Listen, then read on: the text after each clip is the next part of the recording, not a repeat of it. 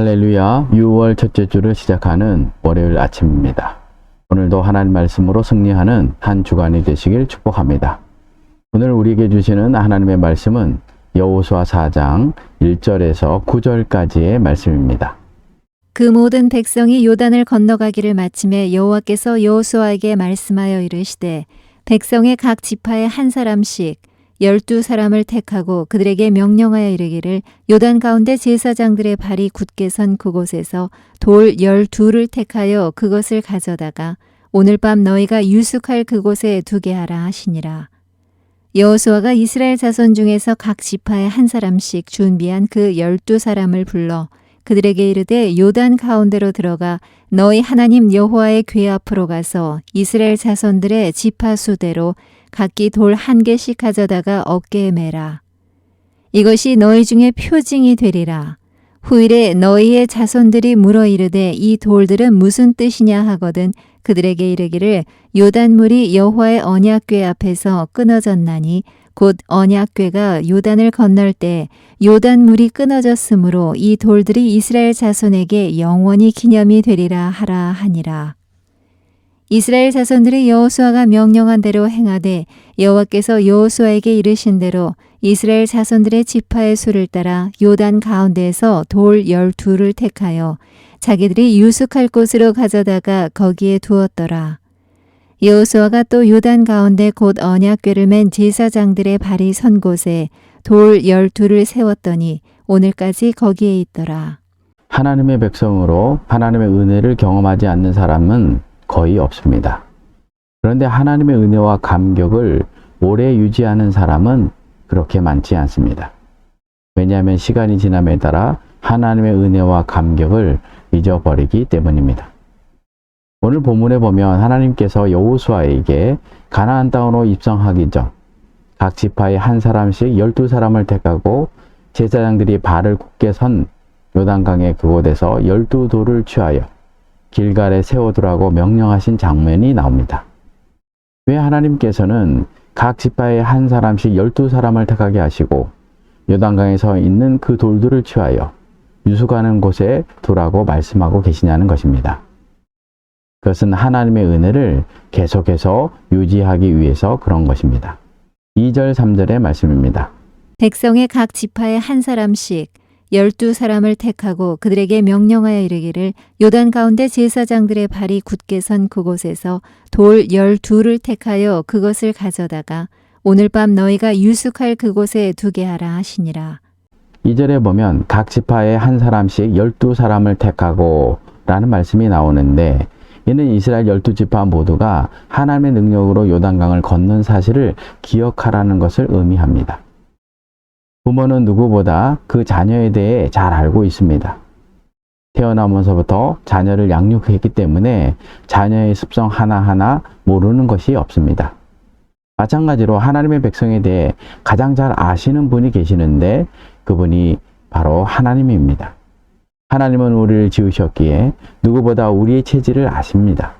이 하나님께서 우리가 얼마나 하나님의 일을 쉽게 잊어버리는지를 잘 아셨던 것입니다.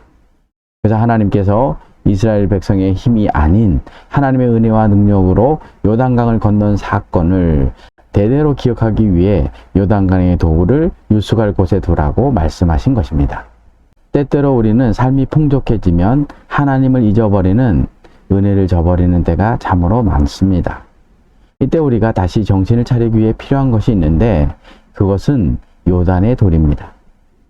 불가능과 절망의 자리에서 하나님의 놀라우신 도우심과 인도하심이 있었던 것을 기억하는 것입니다.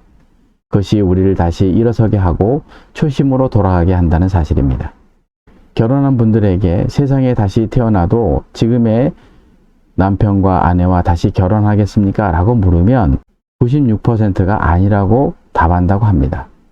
그럼에도 불구하고 부가 결혼해서 30년, 40년 부부 생활을 유지할 수 있는 이유가 무엇인 줄 아십니까? 바로 결혼 생활을 하면서 남겼던 추억 때문입니다. 오늘 본문의 말씀으로 말하면 요단의 돌 때문입니다. 마찬가지로 기적도 날마다 일어나지 않습니다. 날마다 일어나는 기적이라면 그것은 아마 기적이 아닐 것입니다. 하나님에 대해 특별한 체험도 날마다 일어나지 않습니다. 요단강에 물이 쌓여 강이 길이 되는 일은 날마다 일어나지 않습니다. 그렇기 때문에 그때를 잊지 않기 위해 요단의 들을 취하여 우리의 삶의 터전에 갖다 놓아야 하는 것입니다. 그런데 이 돌들을 요단강 아무 곳에서 가져다가 놓은 것이 아니라 여호와의 언약궤 앞으로 들어가 그곳에 돌들을 가져다가 놓아야 한다고 말씀합니다. 5절의 말씀입니다. 그들에게 이르되 요단 가운데로 들어가 너희 하나님 여호와의 궤 앞으로 가서 이스라엘 자손들의 지파 수대로 각기 돌 한 개씩 가져다가 어깨에 매라.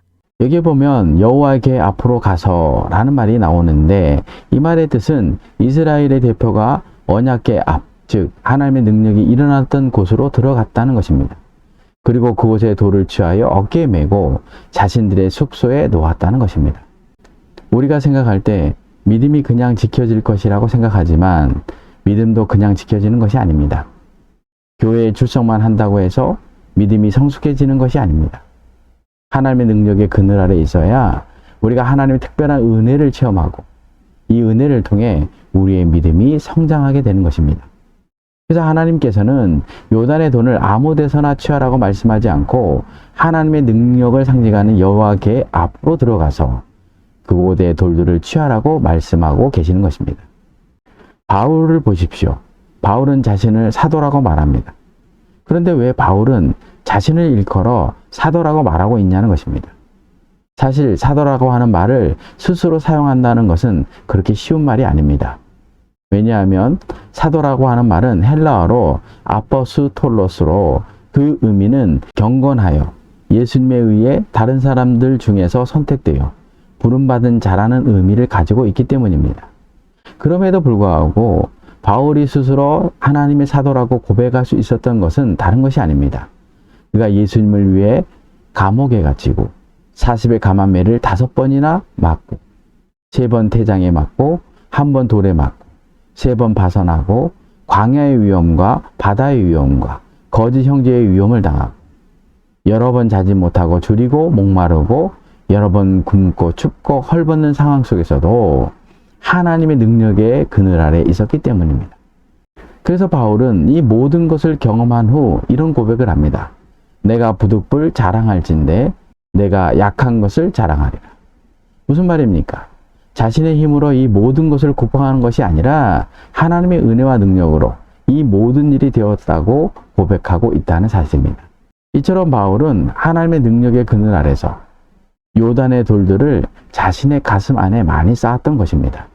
그렇기 때문에 스스로 하나님의 사도라고 고백하는 것을 부끄럽게 여기지 않았던 것입니다.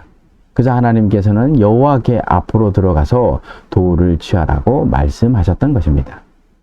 그런데 여호수아는 이런 하나님의 말씀을 준행한 후 다시 이스라엘 백성에게 12돌을 취하여 요단강에서 제자들의 발이 선 곳에 12돌을 갖다 놓으라고 말씀하고 계시다는 사실입니다. 9절의 말씀입니다. 여호수아가 또 요단 가운데 곧 언약궤를 맨 제사장들의 발이 선 곳에 돌 12를 세웠더니 오늘까지 거기에 있더라. 사실 이 말씀은 하나님께서 이스라엘에게 말씀한 것이 아니라 이전에 말씀하신 12돌을 취하여 숙소에 두게 한 후에 여호수아가 개인적으로 하신 말씀으로 이 말씀이 우리에게 주는 교훈은 하나님께서 이스라엘 백성에게 행하신 역사는 강물에 세월에 흡수려 쉽게 익혀질 수 없다는 의미를 담고 있습니다. 그래서 여호수아는 10개의 돌들을 다시 취하여 제사장이 섰던 요단강에 그 돌들을 세우라고 하였고 또한 그 돌들이 오늘까지 거기에 있더라고 말씀하고 계시는 것입니다. 다시 말해서 요단강의 물도 하나님의 역사를 쓸어가지 못함을 이스라엘 백성에게 알게 하기 위해 그렇게 하고 계시다는 사실입니다. 적용입니다.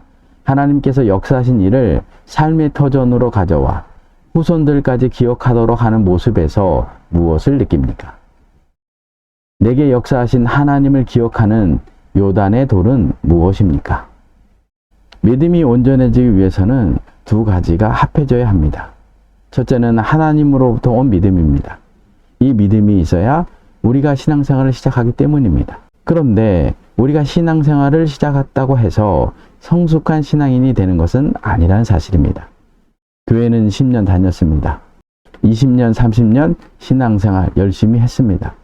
그런데 이런 오랜 신앙생활한 것이 신앙의 성숙함을 의미하지 않다는 사실입니다. 왜 그렇습니까? 신앙의 성숙은 먼저 요단의 돌들을 우리 삶의 현장에 세워야 하기 때문입니다. 다시 말해서 온전한 믿음은 하나님으로부터 온 믿음과 나를 통해 하나님으로부터 가는 하나님의 그늘 아래서 체험한 것들이 합해져야 할 때 가능하다는 사실입니다. 이 사실을 기억하고 이번 주간 하나님의 능력이 우리 가운데 항상 이루어짐을 잊지 않기 위해 요단의 돌을 우리 가슴에 세우고 그리고 하나님의 능력이 드러나는 곳에 세우는 한 주간이 되시길 축복합니다. 기도하겠습니다. 전능하신 하나님 아버지, 하나님의 능력을 통해 저희들을 보호하시고 인도하고 계시는데 저희들은 하나님의 은혜를 체험하고도 잊고 살 때가 많았습니다. 저희들의 어리석음을 용서해 주시고 이스라엘 백성처럼 하나님이 우리를 능력 가운데 인도하심을 잊지 않기 위해 요단의 돌을 우리 가슴에 그리고 하나님의 역사가 일어나는 곳에 세워 하나님의 향하시는 능력과 역사를 잊지 않고 하나님의 능력으로 이 땅에서 승리하는 삶을 살게 하여 주옵소서. 예수님의 이름으로 기도를 드립니다. 아멘.